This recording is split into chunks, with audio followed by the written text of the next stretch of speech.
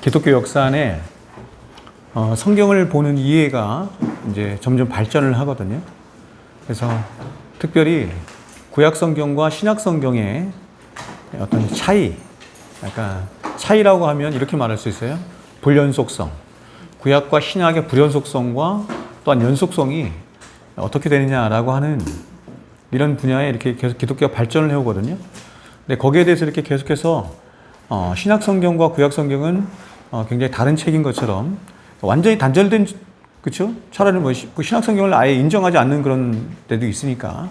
근데 신약 성경을 갖고 있다 할지라도 구약과 신약의 불연속성을 많이 이렇게 강조하는 그런 가장 대표적인 교단이 옛날에 이제 종교개혁 시대의 아나베프티스트라고 하는 이런 분들이었어요. 여러분 아나베프티스트 들어봤죠? 제세례파.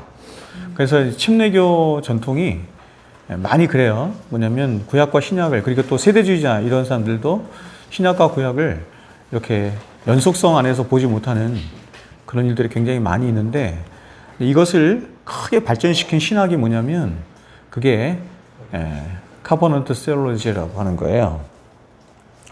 언약 신학이다 이렇게 말을 하는 거예요. 보세요. 예수 그리스도와 그리고 교회와 그리고 성례전이 신구약 성경 전체에 관통에 흐른다. 거기에 몇 면이 흐르는데 근데 어디에 있다는 거예요, 그게? 언약마다. 하나님이 신약 창세기 3장 15절이 이게 원시 언약이다 이렇게 말할 수 있는데, 창세기 3장 15절 말씀이 그 언약을 중심으로 성경에 나와 있는 모든 언약 속에, 자 보세요. 표징으로 뭐가 있냐면, 중심에 뭐가 있냐면 예수 그리스도와 그 다음에 교회와 그리고 성례전이 다 있다 이렇게 말합니다. 그러니까 이건 이 사람의 관점이에요. 그러니까 여러분, 성경신학이라고 하는 것이 굉장히 중요한 이유가 뭐냐면, 성경을 이렇게 창세기부터 요한계시록까지 하나로 관통해서 어떻게 우리가 하나의 이야기로 읽을 수 있을까, 이걸 연구하는 거예요. 성경은 하나님이 쓰신 책이잖아요. 그러니까 이런 성경신학을 연구해서 알게 되면 굉장히 놀랍습니다. 왜 놀랍냐면, 성경이 1500년 동안 쓰여진 책인데 어떻게 이렇게 통일성 있게 성경을 쓸 수 있을까? 이렇게 기록될 수 있을까? 근데 이분은 뭐를 갖고 지금 성경을 그렇게 관통해서 이야기하고 있냐면, 언약을 갖고, 그쵸? God's promise예요. 언약인데 그 언약에 다 뭐가 있냐면 이 세 가지가 있다는 거야. The Son, The Seed, The Sacrament. 이게 있다는 거야.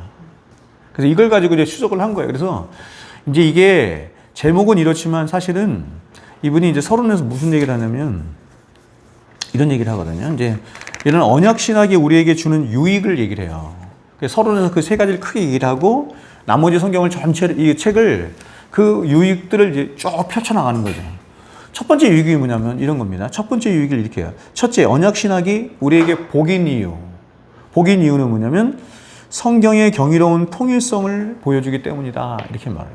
그러니까 우리가 성경을 읽을 때 길을 잃지 않고 성경을 통일성 있게, 유기성 있게, 통일성이라는 말을 다른 말로 유기성 이렇게 말할 수 있어요.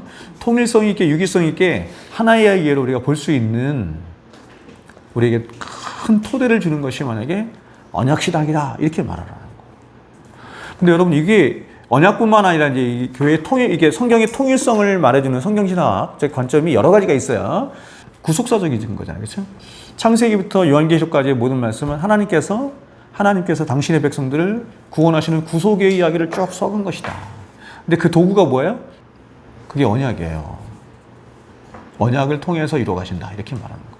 그러면 그렇게 하나님께서 구속의 역사를 통해서 언약이라고 하는 방법으로 그 구속의 이야기를 써가시는 궁극적인 목적이 뭐예요? 그래서 성경 전체를 다시 관통해서 흐르는 또 다른 하나의 주제가 있는 거예요. 그게 뭐예요? 그게 하나님 나라다 이렇게 말하는 거예요. 그러니까 성경을 우리가 통일성 있게 보는 큰 주제가 하나님 나라, 구속사, 그리고 또 뭐예요? 지금 언약 이렇게 볼 수 있는 거예요. 그래서 제가 여러분에게 이거 말씀드렸잖아요. 통시적으로, 공시적으로. 통시적으로, 시대적으로는 어떤 걸 말하는 거예요? 통시적으로는 세 가지 중에서 구속사, 하나님 나라, 언약 중에서 뭐예요? 통시적으로는 구속사죠. 시간적으로 하나님께서 어떻게 하나님의 구속의 이야기를 펼쳐나가시는가 하는 거죠. 근데 그 하나님의 구속의 이야기가 보세요. 하나님의 구속, 공시적으로는 뭐예요? 모든 하나님의 구속의 이야기 속에 뭐가 이루어져? 하나님 나라가. 그래서 이게 공시적이 된 거야, 세로가. 그래서 하나님의 구속의 이야기와 하나님의 나라가 같이 그래프로 그려져 나가다가 서로 만날 거 아니에요. 그 만나는 지점에 뭐가 이루어진다? 언약이 이루어진다. 이렇게 말해요. 응? 왜 성경은 이렇게 많은 사람들의 이야기를 이렇게 많이 할까? 우리는 맨날 성경 이야기하면 그들 얘기하잖아. 아브라함 얘기하잖아요. 그렇죠? 다윗 얘기하잖아. 모세 이야기하잖아. 이스라엘 백성들 얘기하잖아요. 그렇죠? 그리고 또 다윗 얘기하고 노아 얘기하고 이 사람들이 이 성경을 이렇게 차지하고 있는 아주 중심 인물들이에요. 그럼 왜 성경은 왜 그 사람들에 대해서 그렇게 얘기를 많이 하느냐? 그 사람들이 이 얘기를 많이 해요. 그 사람들이 언약을 맺은 당사자이기 때문에. 근데 성경은 크게 세 가지 언약이 있는데 하나는 뭐냐면 구속 언약이라는 게 있어요. 이게 이제 논리적인 건데 구속 언약이라고 하는 것은 성경 창세기 1장인데 1장 전에 있었던 하나님의 안에서의 언약이에요. 성부, 성자, 성령 안에서 맺은 언약이죠. 그리고 창조 언약이라는 게 있어요. 창조 언약 혹은 아담 언약 이렇게도 부르고 생명의 언약 이렇게도 불러요. 이걸 또 행위 언약 이렇게 부르기도 하고. 근데 행위 언약이 어디에 나오냐면 창세기 1장, 2장에 나와. 왜냐하면 창세기 3장에서 인간이 타락했으니까 1장, 2장에 하나님이 아담과 인류의 대표인 아담과 언약을 맺으신 장면이 나오죠. 창세기 3장에 인간이 타락하지. 그래서 하나님께서 새로운 구원 계획을 세우신 거예요. 그죠? 새로운 구원. 그게 첫 번째가 뭐예요? 창세기 3장 15절 말씀이지. 그 구원 계획을 어떤 식으로 세우셨다? 언약이라고 하는 방식으로 세우셨다. 근데 그 언약이 행위 언약이 아닌 어떤 언약이더라? 은혜 언약이더라. 이유가 뭐예요? 당연하지. 인간이 스스로 구원을 얻을 수 없잖아요. 인간 죄인이라서. 그래서 하나님이 누구하고 약속하세요? 자, 첫 번째 창조 언약이 하나님이 누구와 약속하셨어요?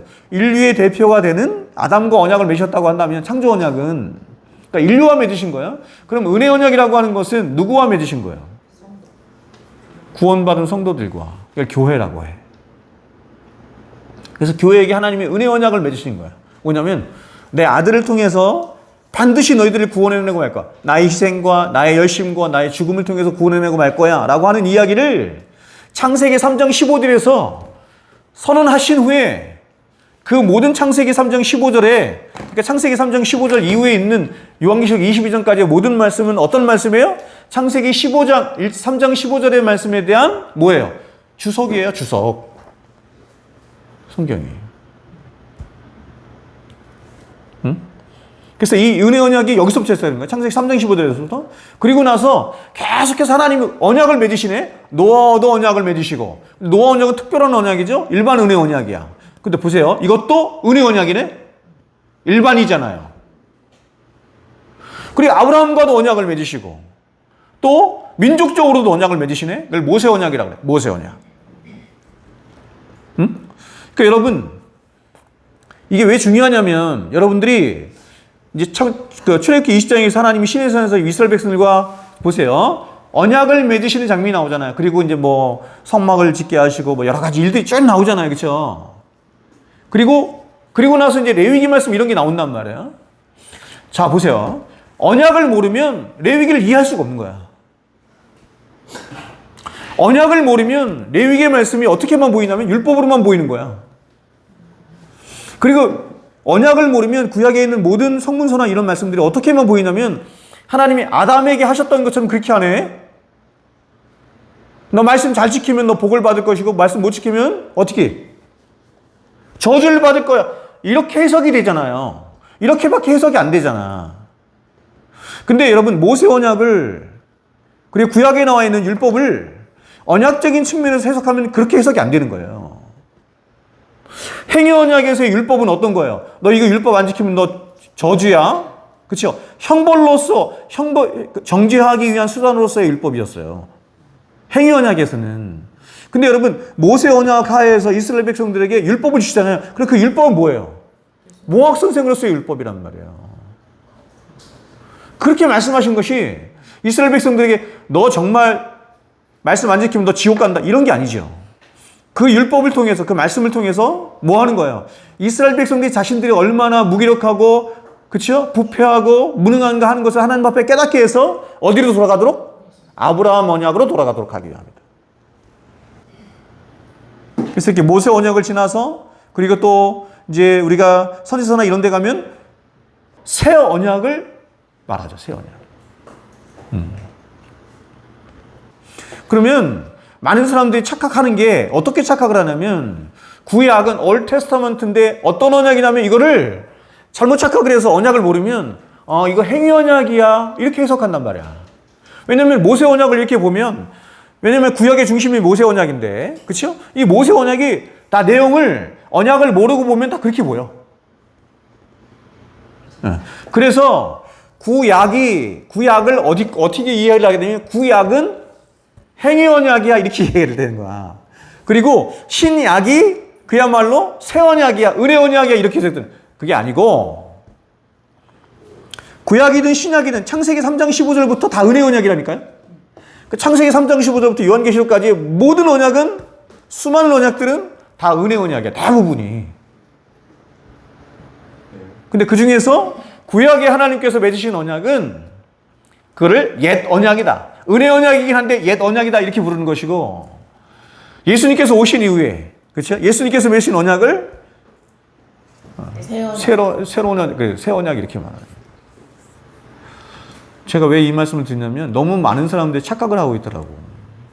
구약을 행위 언약과 연관해서 말하더라고.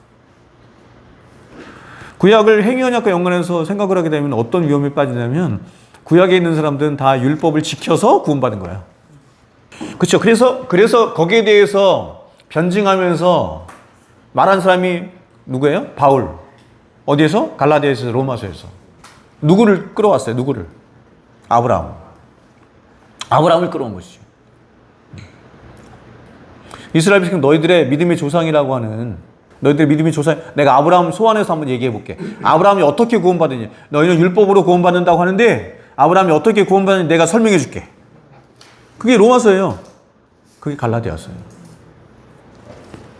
아브라함이 어떻게 구원받았어요? 아브라함이 이렇게 말하죠. 하나님을 믿음에 그를 의로 여기시고 뭐가 나타나요? 이신칭의 복음이 나타나요. 그대로 나타나죠.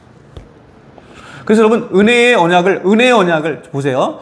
은혜의 언약을 풀어서 얘기하면 뭐예요? 예수 믿고 구원받게 됐다 이런 뜻이에요. 예수님이 오시기 전까지는 은혜 언약이 오기 전까지는 그렇게 구원받을 수 있는 길이 없었어. 예수님이 오심으로 우리가 구원의 길이 열렸는데 어떻게 구원의 길이 열렸냐면 예수님께서 행위 언약을 다 지켜 행하심으로 그 언약을 무슨 언약이라고 한다? 그렇죠. 구속 언약. 그러니까 구속 언약은 어떤 언약이에요? 행위 언약이에요. 하나님과 예수 그리스도 사이에 성부와 성자 사이에 언약이 맺혀졌는데 어떤 걸 맺혀졌냐면 성부는 성자에게 율법을 명하신 거예요. 율법을 명하시고 성자 예수님은 그 율법을 다 지켜 행하실 것을 마치 성부 하나님과 아담이 맺은 언약처럼 창조 언약처럼 똑같이 언약을 맺으신 거예요. 근데 로마서에서 말하는 것처럼 첫째 아담은 실패했지. 둘째 아담이 거기서 순종하시는 거죠. 그래서 구속 언약은 언약적인 성격을 띠지만 실제로는 행위 언약이에요. 예수님이 다 지켜 행하신 거야. 그래서 성경은 대부분 다 무슨 언약이다? 은혜 언약이다. 언약 신학이 우리에게 복인 이유가 첫 번째가 이거야.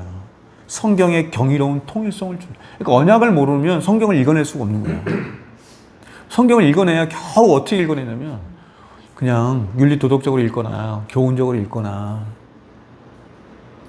그러니까 이런 언약이나 하나님 나라나 구속사나 이런 것들을 우리가 보세요. 신학적으로 공부를 하게 되면 하나님과 그분의 말씀에 대한 경외감이 생기는 거예요. 야, 어떻게 1500년이 넘게 성경을 썼는데 이렇게 완벽한 통일성 가운데 하나님께서 성경을 쓰셨을까? 이건 하나님이 쓰지 않고는 누구도 쓸 수 없는 거구나. 근데 만약에 언약신학이나 아니면 뭐 구속사나 하나님 나라 이런 것에 또 중요한 것 중에 하나가 뭐냐면 성경의 통일성을 이루는 건 뭐냐면 성전이에요, 성전. 에덴 동산, 성전. 그렇죠? 에덴 동산, 하늘을 어느 것을 본따서 만들었어요? 천국. 새하늘과 새 땅을 본떠서 하나님께서 처음으로 만드신 곳이 뭐냐면 에덴 동산. 그거를 다른 말로 뭐라고 불러요? 성전. 그래서 그걸 성전신학이라고 그래. 성전은 뭐 하는 곳인데요? 하나님이 임재하시는 곳이죠. 하나님이 당신의 백성들이 임재, 그게 성전이야. 그래서 우리가 성전이지. 그죠? 결국엔 우리가 성전이 되는 거죠. 우리가 성전이기 전에 누가 성전이셨어? 예수님이 성전이셨죠. 그렇죠? 그럼 그 전에 그 예수님의 성전 되신 예수님을 모형하는 것들이 성경에 쭉 나오는 거야. 에덴 동산. 그래서 여러분 에덴 동산에 그 에덴 동산을 본떠서 그대로 만든 게 성막이거든요. 성막을 보면 에덴 동산하고 똑같이 생겼어요. 제가 성막 설교했잖아. 그래서 성경이 전체 다 그렇게 성전으로 연결되어 있다 이래. 그러니까 여러분 이런 성경 신학이 중요한 이유가 뭐냐면 이런 걸 공부하면 성경을 보는 시야나 관점이 완전히 달라지고 첫 번째는 그리고 경외감이 생기는 거예요. 성경을 100번, 1000번 읽었는데 이런 성경의 통일성 가운데 유기성 가운데 성경을 읽지 못하면 뭐만 남아? 파편적으로만 나는 거예요. 지식이. 성경이 아는 지식들이 100번, 1000번 읽어서도 파편적으로만 있는 거예요. 연결되지 않고. 근데 이제 우리가 복음을 들었기 때문에 그렇게 예수 안에서 성경을 읽어내면 그래도 좀 나은데 잘못 읽어내면 어떻게 밖에 안 돼요? 윤리 도덕적으로 혹은 율법적으로. 아까 제가 말씀드린 것처럼 완전히 잘못되면 구약은 행위언약적인 측면에서 신약은 은혜언약적인 측면에서. 그래서 우리는 신약을 살아가는 사람이지 구약과는 상관없는 이렇게까지 단절시킬 수 있는 거예요. 그래서 언약이 그만큼 중요하다. 둘째, 언약신학이 복된 이유는 뭐냐면 삼위일체 하나님의 영광을 강조하기 때문이다. 그 모든 구속 언약이든 행위 언약이든 은혜 언약이든 무슨 언약이든 노아 언약이든 다 뭐냐면 하나님의 영광을 향해 있어요. 모든 언약이 하나님의 영광을 보도록 하는 언약이다. 두 번째, 마지막 세 번째가 뭐냐면 그리스도인의 삶을 배우는데 도움을 주기 때문이다. 그리스도인의 모든 삶이 언약에 연결되지는 없는 게 없다 이런 얘기죠. 하나님이 역사적으로 하나님이 성경을 통해서 우리에게 말씀하신 은혜의 수단은 세 가지예요. 세 가지. 오늘 사람들은 은혜를 아주 쉽게 얘기하잖아. 그냥 뭐 마음이 좀 감동돼. 은혜 받았어. 이렇게 은혜를 너무 쉽게 함부로 사용하는. 그리고 은혜를 받았다라고 하는 것도 여러 가지 굉장히 다양한 방식으로 자기가 은혜를 받을 수 있는 것처럼 얘기를 하지만 우리 믿음의 선배들은 하나님이 사람에게 은혜를 주시는 것은 세 가지를 통해서만 주신다 이렇게 얘기를 했어요. 그 첫 번째가 뭐예요? 그 첫 번째가 말씀이에요. 말씀. 두 번째가 뭐예요? 기도예요.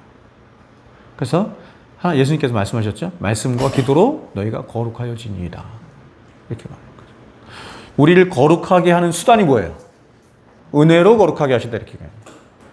거룩이라고 하는 말의 본질적인 의미는 뭐냐면 따로 분리시킨다, 구분시킨다 이랬지. 그렇죠? 그럼 우리를 세상으로부터 분리시키는 걸 말하죠. 그럼 세상으로 1차적으로 분리시키는 건 뭐라 그래? 구원이라 그래, 구원. 이스라엘 백성들이, 그쵸? 구원받잖아. 애굽부터 출애굽하죠. 그걸 거룩이라고 해.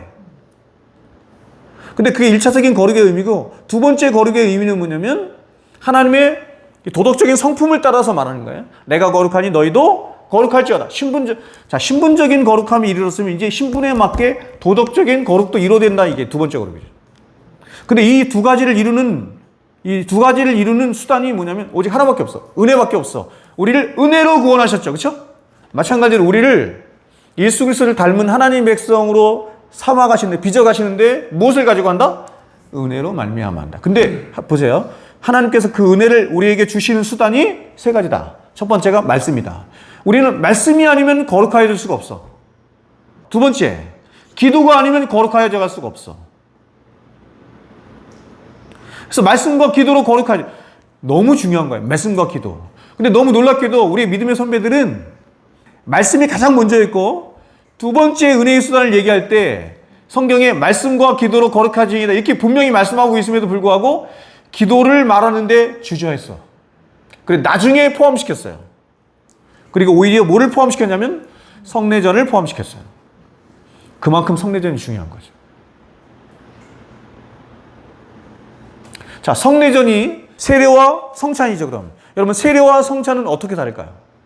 세례와 성찬을 함으로 하나님께서 우리와 은혜 언약을 맺으신 것을 기억하도록 하고 확신하도록 하는 거야. 근데 이런 성례전이 세례와 성찬만 있는 것이 아니라 성경에 있는 모든 언약마다 그 성내전이 다 있다. 이렇게 말하는 거예요. 그러면 하나님이 아담과 언약을 맺으실 때 성내전은 뭘까요? 그게 동산 중앙에 있는 두 나무다. 이렇게 말을 해요. 얘기하기를. 지금 우리가 알고 있는 기본적인 성내전을 생각할 때 잘 보세요. 성내전 생각할 때 세례와 성찬이잖아요. 그렇죠? 그럼 세례와 성찬은 어떻게 다른 거예요? 우리가 하나님 백성이, 그리스도 예수 안에서 하나님 백성이 됐다고 하는 언약의 표징이에요.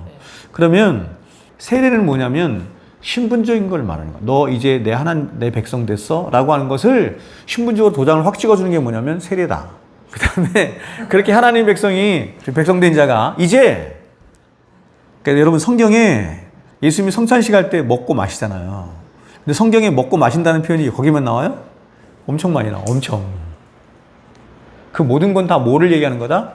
성찬을 얘기하는 거예요. 그러니까 먹고 마시는 건 뭐냐면 하나님 백성으로서의 이 누리는 거야. 누리는 거. 뭘 먹고 마심으로? 그리스도의 살과 피를 먹고 마심으로. 하나님이 예배 시간에, 매 주일마다 예배 시간에 하나님이 예배의 주인이야. 그래서 하나님이 베풀어줘. 잔치를 배설해. 누구를 배설, 뭘 배설해요? 당신 자신을 배설하시죠. 무엇으로 배설해요? 말씀으로 배설해. 말씀으로 보세요. 들려지는 말씀으로 1차 배설하시고, 그 다음에 다시 이번에는 비지빌 워드, 보여지는 말씀, 성찬을 통해서 다시금 배설하시는 거예요. 그게 예배다. 예배는 뭐냐면 하나님이 배설하신 예수 그리스도를 먹고 마심으로 즐거워하고 기뻐하고 하나님 앞에 감사하고 영광 돌리는 시간이 예배다. 이렇게 말하는 거예요. 모든 언약마다 언약의 표로서 성찬이 있는 거거든요. 이 말은 성경 전체는 다 뭐가 배설되고 있는 거예요? 예수 그리스도의 살과 피가 배설되고 있는 거죠. 어떻게? 어떤 방식으로? 복음의 방식으로. 맹인을 고치신 예수님. 맹인을 고치신 주님의 6번째 표징에서 주님이 자신을 빛으로 말씀하세요. 빛으로. 그러므로 9장에서 예수님은 뭘 말씀하고 싶었냐면 빛으로 오신 주님 당신 자신에 대해서 지금 말씀하고 있는 거예요.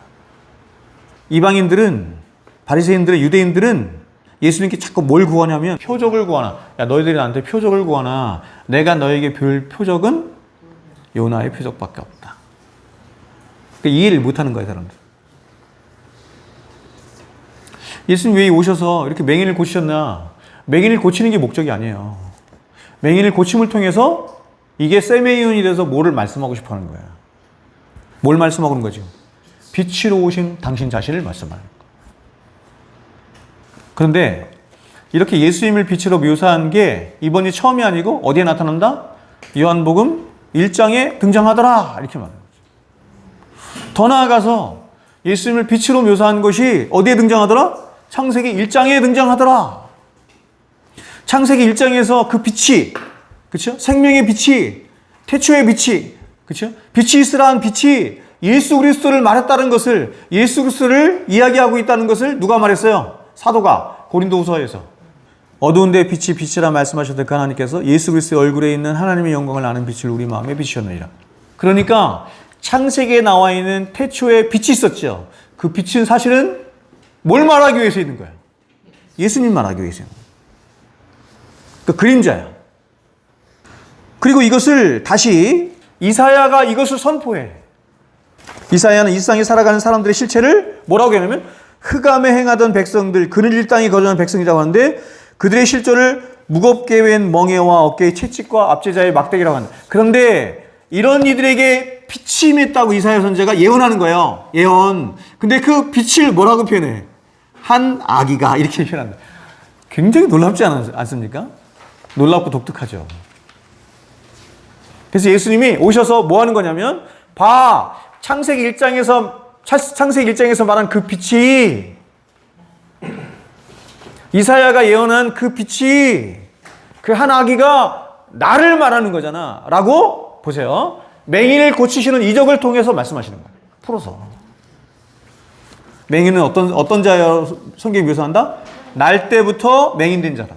우리도 날 때부터 죄인이지. 저와 여러분 중에 한 사람도 그 누구라도 미 맹인처럼 똑같아. 주님을 알아먹지도 못해. 주님을 부르지도 않아. 주님이 나에게 얼마나 절대적인 분인지도 알지도 못해. 그래서 주님을 향해서 어떤 요청도 하지 않아. 근데 어떻게 해요? 주님이 먼저 알아보시죠. 주님이 먼저 알아보시고 주님이 먼저 말씀하시고. 우리 다 그렇게 구원받았죠? 우리 다 그렇게 신앙했어.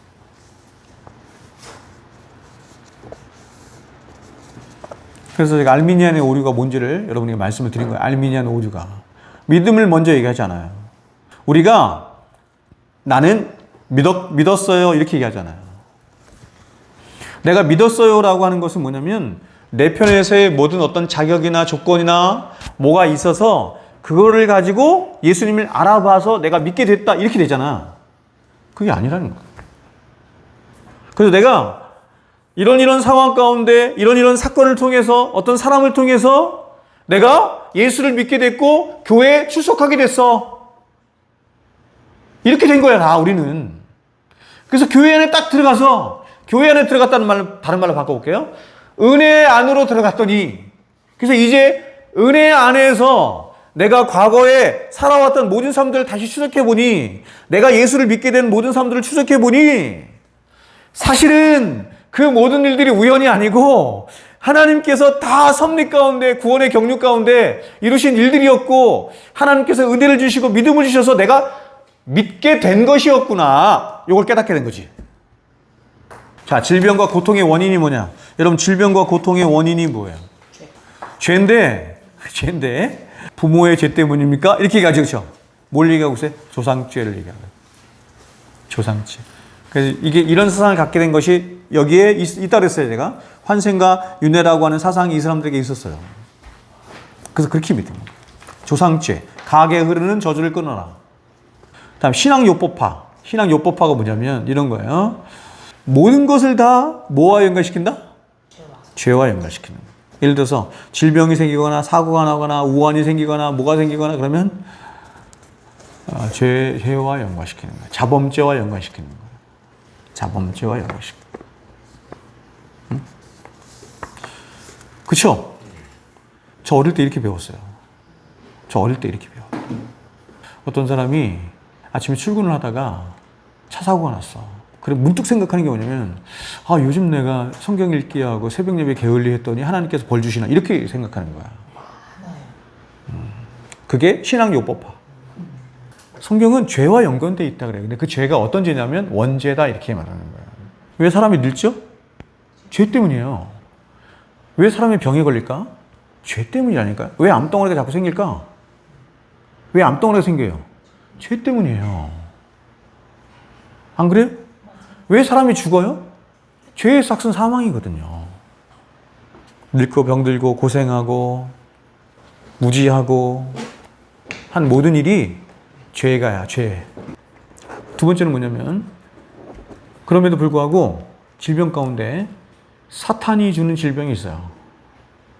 질병의 차원은 원죄와 연관된 질병의 차원은 어떻게 그래서 이제 고린도서 15장이 뭐라고 표현했냐면 그거를 어떻게 표현했냐면 이렇게 얘기했어요. 육신이 연약하다 이렇게 표현했어요. 약한 거야. 그러니까 이겨낼 수 없는 거야. 오래 살 수 없고. 그러니까 우리가 가지고 있는 이 육체는 이 질병을 이길 수가 없는 거야. 그렇죠? 이제 그렇게 표현한 거죠. 그러니까 그런 측면에서 죄가 가져온 결과가 그렇다. 원래 하나님 창조하신 인간은 그렇지 않아요. 사탄이 우리로 하여금 하나님을 믿지 못하도록 바르게 신앙생활을 하지 못하도록 병으로서 공격할 수 있어요. 그러면 사탄이 우리를 그렇게 하나님을 따라가지 못하게 하고 배우지도 못하도록 하고 뭘 하지 못하도록 그렇게 그러면 엄청난 많은 병들이 있을 것 같은데 없죠? 이유가 뭐죠? 하나님이 주관하시니까. 사람이 당한 시험밖에 너에게 당한 것이 없으니까.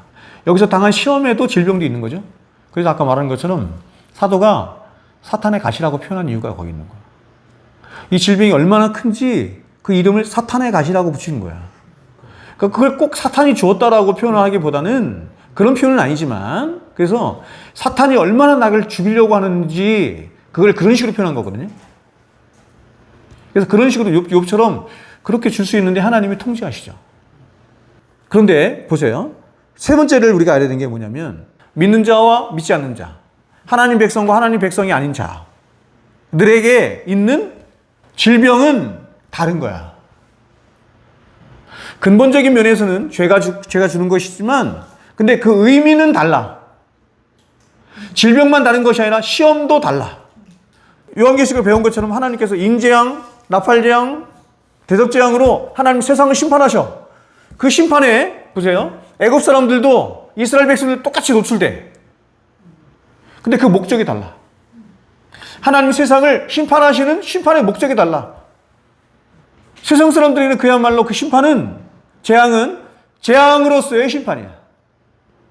그러나 그리스도인들에게 있어서 똑같이 당하지만 그러나 그것을 다르게 이해해. 다르게 해석해. 왜냐하면 하나님께서 다른 방법으로 우리에게 주신 것이기 때문에. 하나님은 성화의 방편으로 우리에게 주셨어. 거룩한 백성으로 빚어가기 위한 수단으로 하나님께서 질병도 허락하시고 고난도 허락하시고 하신다. 그러니까 질병을 그냥 단순히 하나로 이런 거야 라고 딱 정의해서 말할 수는 없는 거야. 여러 가지가 있는 거야.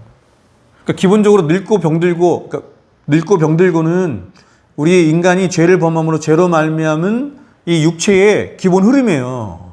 그 차원에서 말씀을 드리는 거 기본 흐름인데 그 중에서 하나님께서 이 사람을 하나님 백성으로 거룩한 백성으로 빚어가시기 위해서 사탄의 가시를 허락하실 수 있는 거예요.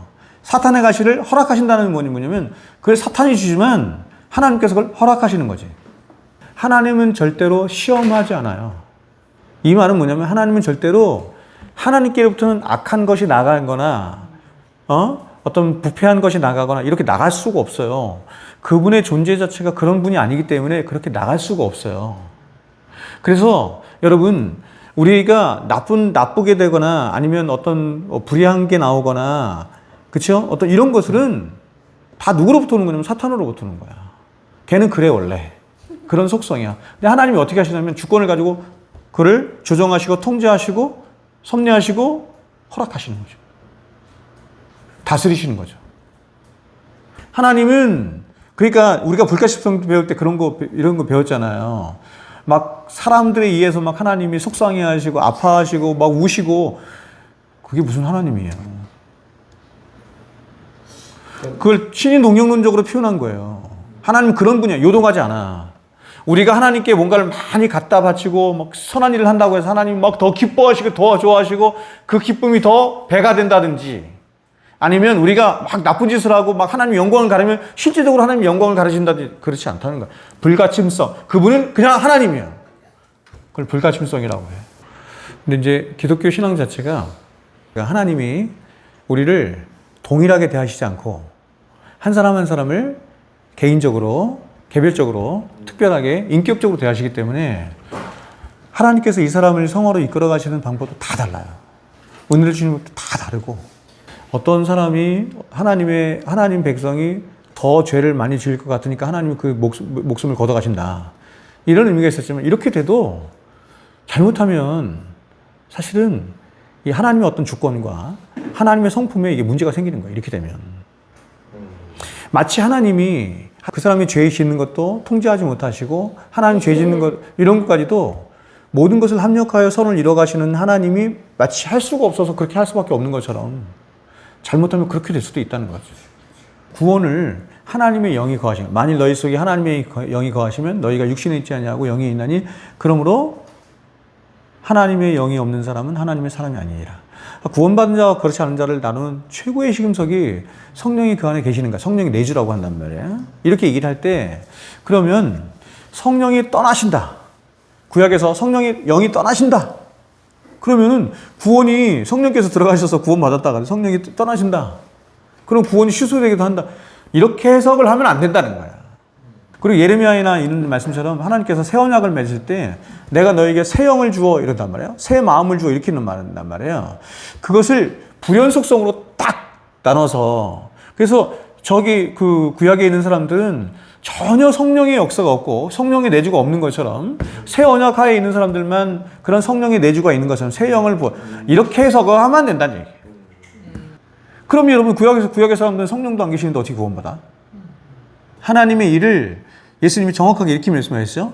마지막 날에 하나님께서 내게 주신 백성을 하나도 잃어버리지 않는 것. 이렇게 표현했단 말이에요. 그게 하나님의 일이에요. 그렇죠? 이것을 로마서에서 뭐라 했냐면 합력하여 선을 이루신다. 이렇게 표현한 거야. 그러니까 반드시 구원받을 자를 구원케 하신다. 이게 하나님의 일이다. 이렇게 말하는 거예요. 그렇죠? 근데 그거를 맹인을 고치는 모습을 통해서 예수님께서 설명하시고 말씀하신다. 이렇게 얘기하는 거야. 흙을 성경이 얘기하는 것은 사람과 가장 연관된 게 뭐냐면 흙이에요. 흙. 네? 사람이 어디서부터 왔어요? 흙으로부터 왔지. 아파르. 그렇죠? 네? 정확한 표현이 뭐라 했어요? 그 땅에서 취하여 낸 아파르예요. 그 땅, 그게 아담한데 아담아. 네? 그 땅에서 취하여 낸 아파르야. 그러니까 사실은 땅도 아니야. 땅 흙도 아니고 티끌이야. 그걸 취하여 하나님이 사람을 창조하셨다 이렇게 말해요. 지금 뱀을 저주를 하는데 하나님이 그 저주받은 것을 무엇과 연관시켜서 말하면 보세요. 흙을 먹는 것으로 표현하죠. 그렇죠? 이게 약간 저주의 대상으로 바뀌는 거야. 사람이 죄를 범했는데 죄는 사람이 범했는데 누가? 땅이 저주를 받아. 여러분 팔복에서 세 번째 복이 뭐죠? 온유한 자는 복이 있나니 저가 이렇게 말해요. 땅을 기업으로 받을 것이에요. 그 땅이 뭐냐? 땅. 네. 사람하고 연결해서 제가 설교를 했어. 사람이 죄를 범했는데 땅이 저주를 받고 있어요. 사실 땅뿐만 아니라 모든 피조물은 여러분 인류는 사람의 대표로만 서 있는 것이 아니라 모든 피조물의 대표로 서 있기 때문에 사람이 타락함으로 모든 피조물들이 그래서 로마서에서 뭐라고 하고 있어요? 그리스도의 오심을 탄식하며 기다린다 이렇게 말하는 거예요. 네. 하나님이 뭔가 하나님을 낮춰라. 너 겸손해야 된다. 너 나를 따라와야 된다. 너 십자가를 지어야 된다. 이런 것들을 여러분 성경이 이해를 할 때 어떻게 이해를 해야 되냐면 하나님의 성품과 하나님의 속성 안에서 우리를 대하시는, 우리를 향해 가지시는 하나님의 마음으로 성경을 읽으시면 성경이 다르게 보이는 거야. 그러니까 하나님께서 우리를 얼마나 사랑하세요. 그렇죠? 그렇게 사랑하는 마음으로 그렇게 말씀하셨을 때 그 하나님의 의도는 무엇이었을까를 생각해 보시라는 거예요. 하나님 왜 우리를 낮추라 하시냐면 그렇게 먼저 가신 예수님처럼 낮추셨을 때 하나님께서 높이시잖아요. 그런 자만 높이실 수 있잖아요. 그래서 우리에게도 낮추라 그렇게 말씀합니다.